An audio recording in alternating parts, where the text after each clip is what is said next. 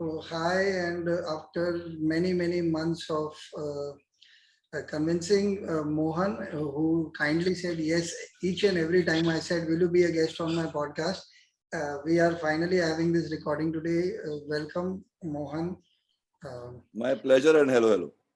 uh, and one of the things that I was wondering today, since we know each other for such a long time, I am doing a series called "The Vulnerable Me" at this point in under the values workshop. So, what is it that I would want to ask you? There were several questions, but one question stuck in my head. This was when we actually became friends. If you remember, there was one job that both our bosses were adamant that they should have their way around that job.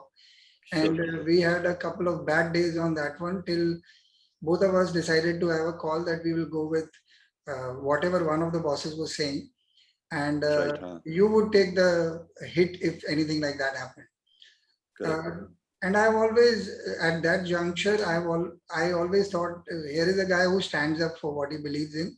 Although it seems like nonsensical that we stand up for such things, but at that point you said, "Don't worry, I'm there."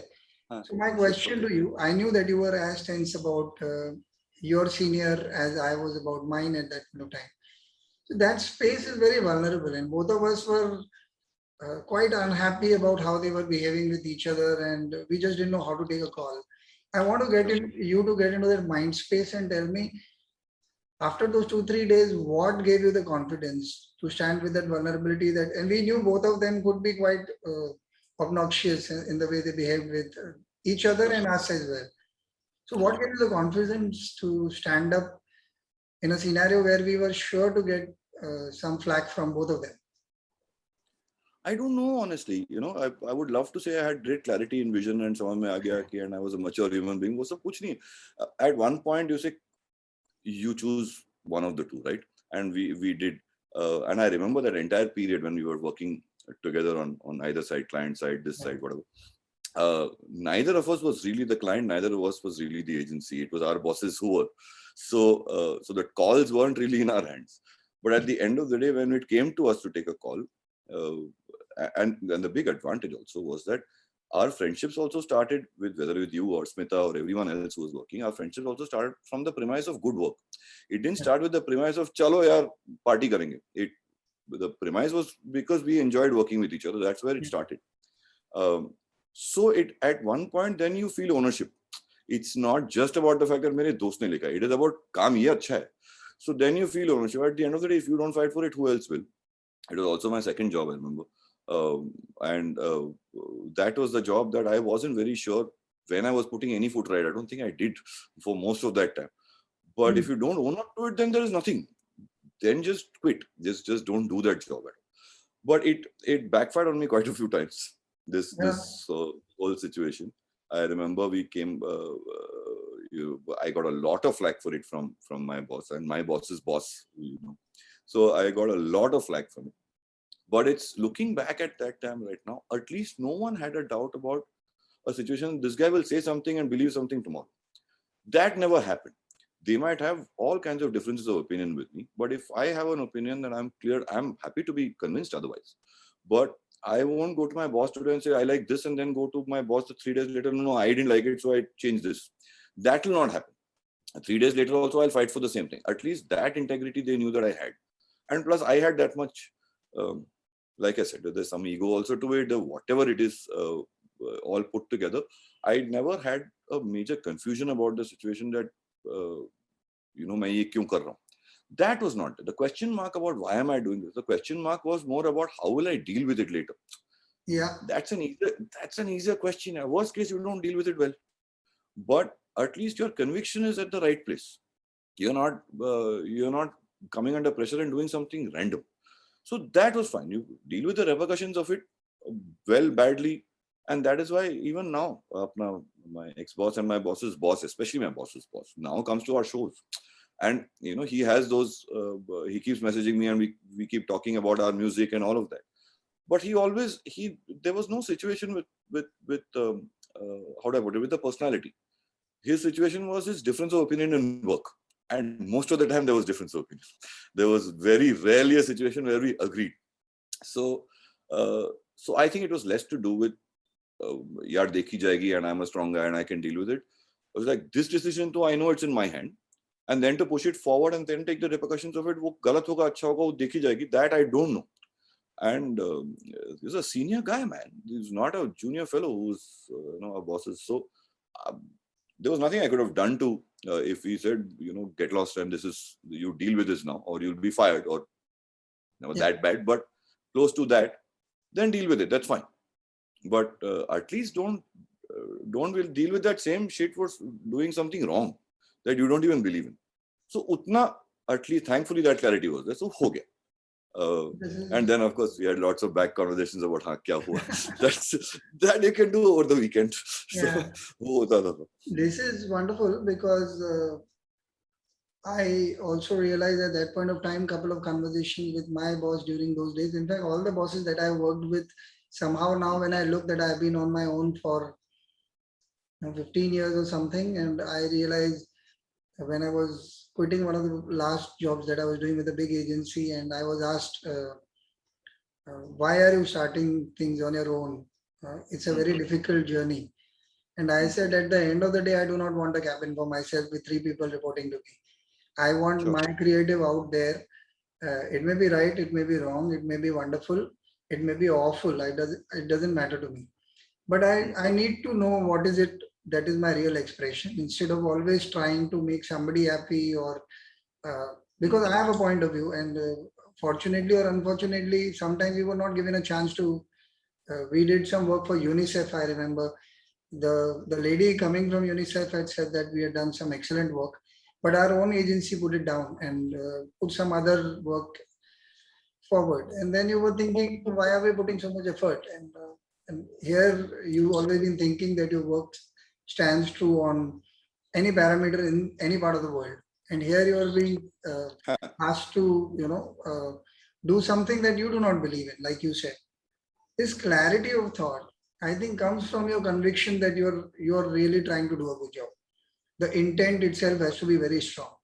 So it's very interesting that you would answer it in this manner because one of the other questions that was running in my head was, as a creative person in a field which is loaded with a lot of ego problems, a lot of money being put on your kind of work, a lot of creative differences as well, genuine creative differences, where you are just one person um, who's got his handle only over one part of the job. How do you at that point stand up for your? How do you manage to have courage of conviction? And what is it that works or doesn't work in your case? Is there a pattern? Is there no pattern? How does it work for you? There are patterns. Um, so there are two, three different things. One is, let's assume that just give me 1 second. Okay, I'm going to restart this because I started WhatsApp to take your link and people are continuously messaging me. 1 sec. Sorry. So yes, there are similarities in most of the cases where these things happen. There is always going to be a tussle. See, there's one side which is the film side. Let's assume I or we, as in Agni or me, whoever it is, we are composing for a film. There's going to be a director. There's going to be a producer. Producer will be looking at the business angle because the whole point of having songs in a film is to promote the film and to get people to the theaters. Pre-COVID times. Now again, probably it will start again Yeah. that whole mathematics. So the whole point of spending XYZ money on the music was twofold for a producer. Is always twofold for a producer. First is to get money from the album itself by selling it to a label. And the second, which is rare because that then needs to be a big film. So if it's a big film, let's say Rock On or some Salman film or some Amir Khan film or all of those where the label will also believe that yeah, film chalegi, therefore gaane to hit hone hi hone. So let me take it anyway. So that's when they get money from there, where they make money on this investment purely music to music done. Uh, and on top of that, the second thing is because someone has, it's a chain because the label has paid them an XYZ amount of money, let's say 5 crores, 10 crores, whatever, for that album. They are now invested to spend that much more money to promote those same songs to earn from them because this label is only earning from the music. Therefore, the songs get promoted. because of which now the songs get popular, and that is all pre-filmed. Therefore, people come to the hall to buy tickets. That's your mathematic. So the producer has the mathematic. The director has his or her vision. Now, the vision of the film, the creative vision of the film, in terms of two things. One is there is a soundscape that they want to adhere to. कि यार मेरी जो film है ये लखनऊ, दिल्ली इस जगह based है, तो मुझे more sounds north के ही चाहिए. That is one ऊपर ही ऊपर वाला zone. There, the background score guy is also very clearly, has to go around that direction. The musician also, the songs composer will also have to go around that direction. Plus, on top of that, इस गाने में मेरी एक story बढ़ रही है. And many directors in recent times have this zone that they don't want to have songs just for song's sake. They want to have a song which is taking the story forward. So but they're not very sure how the music will figure. So what they do is they start. This is where the reference songs come, where they start putting in dubby songs that they've already heard. There'll be a director who will say, "I want that Quentin Tarantino kind of song." So there'll be a couple of the soundtracks that guy has chosen, which will come here. Now to get away from that is difficult. These kind of situations, which is there, one side, let's say I'm captain of my ship in terms of the music piece of things. Okay, I'm the one who's taking that. At the end of the day, I'm answerable to the director. What I have a clear understanding about is that at the end of the day, creative call needs to be taken by the director, because that is the person who's handling everything in the film. So I might be the head of one department under him or her, but I can only take a call on the music. Now my job is to satisfy that director's vision the best that I can. Therefore, for me to say that ये गाना reject हो गया मैं एक और बनाता हूँ is fine. I have zero issues with that. I mean, whether as Agni or us, we've never had issues with that. But our understanding is to make sure that the brief is correct. That okay, this is what I want to achieve. So for that, we de-link music from the brief. We tell that person, don't give us musical brief, because your musical brief will be your understanding of music. Don't do that. You give me your brief of your understanding of the visual, your understanding of the story, as much as possible. इसमें मुझे ये scenes चाहिए. My most important scene in this is, for example, a girl is crying alone and there's this long shot. I want to nibhao that because that drama has to come out the most. So for me, I know, okay, this is his flashpoint or her flashpoint, and things like that. So these are ways to deal with. The other way around is when I'm going to sing a song and I'm just a very small piece. By that time, the song is approved. The director has approved the song. The music director has created that song. Everyone has a vision of what that song is going to be. They've already shot to it. It's already been done, because I'm going to sing the song right before it's final. So at that point of time, if I come in and I have to change things around, and if I want to sing it slightly differently, forget lip sync songs. Lip sync songs, usually they are recorded almost final before they're done. But the non-lip syncs, there's a montage situation that's going on.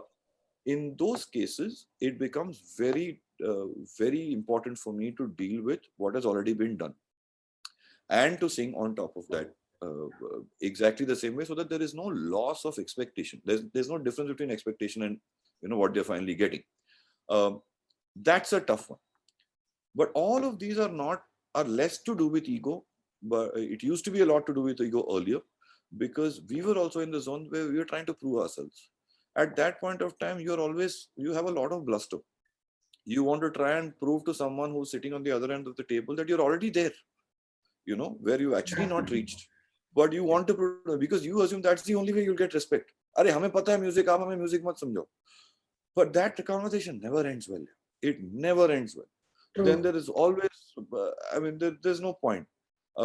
Now it's become different. Now it's a zone where we're saying, okay, we are happy to do 2 or 3 versions. Don't worry. Our job is to nibhao your vision. We don't want your film to be something that you didn't expect it to be. If it is, then it should be better.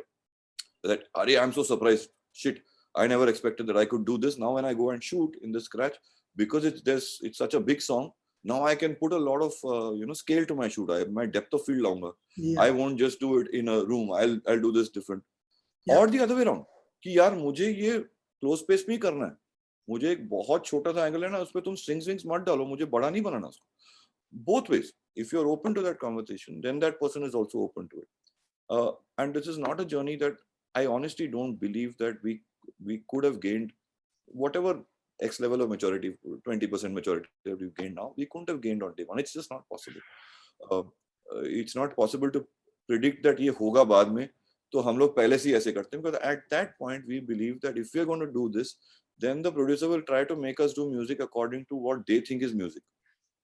तो उसको एक गाना बहुत पसंद है R D Burman का, और वही वाला गाना उसने रेफरेंस पे डाला है, तो वैसे ही एक और बनवा देगा हमसे. And that is why it is not possible for us to even go there. Now people don't expect us to do it.